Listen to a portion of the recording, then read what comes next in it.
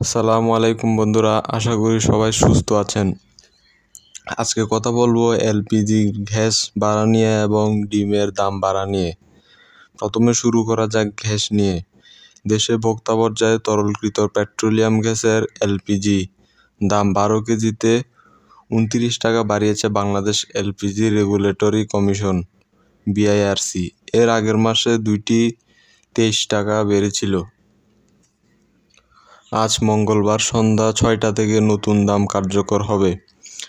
জানুয়ারির জন্য প্রতি 12 কেজি সিলিন্ডারের দর নির্ধারণ করা হয়েছিল 1433 টাকা, যা গত মাসে ছিল 1404 টাকা। যানবাহনের জন্য ব্যবহৃত এলপিজির দামও প্রতি লিটার 65.76 টাকা থেকে বাড়িয়ে 68.43 টাকা নির্ধারণ করা হয়েছে।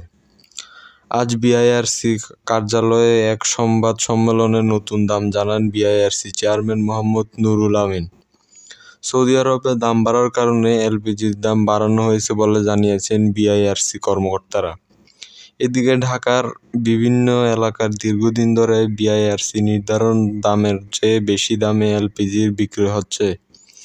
গত বছর ফেব্রুয়ারিতে এলপিজির দাম রেকর্ড সর্বোচ্চ 12 কেজিতে 1499 টাকা হয়। 98 টাকা হয়। এখন আসা যাক ডিমের দাম নিয়ে।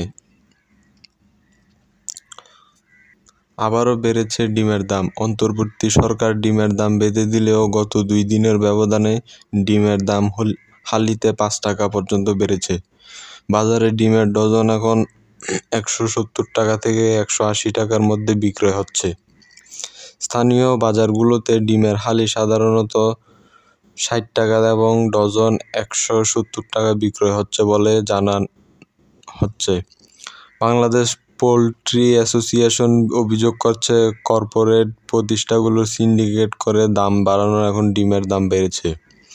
অন্যদিকে কর্পোরেট প্রতিষ্ঠানগুলো বলছে বন্যার কারণে ডিমের সরবরাহ কমে যাওয়ার কারণে দাম বেড়েছে।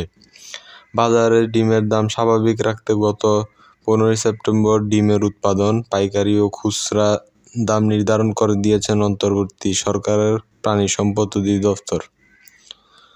অধিদপ্তরের আদেশে উৎপাদক পর্যায়ে প্রতিটি ডিম 10 টাকা 58 পয়সা, পাইকারিতে 11 টাকা এবং খুচরা পর্যায়ে 11 টাকা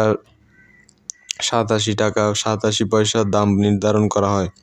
অথচ সরকারি প্রতিষ্ঠান ট্রেডিং কর্পোরেশন অব বাংলাদেশ টিবিসির প্রতিবেদনই বলছে খুচরা বাজারে অনেকটাই বেশি দামে কিনতে হচ্ছে ডিম। তো বন্ধুরা, আজকের খবর এগুলোই। আশা করি খবরটা পেয়ে আপনারা উপকৃত হয়েছেন এবং জানান, কমেন্ট করুন এবং চ্যানেলটি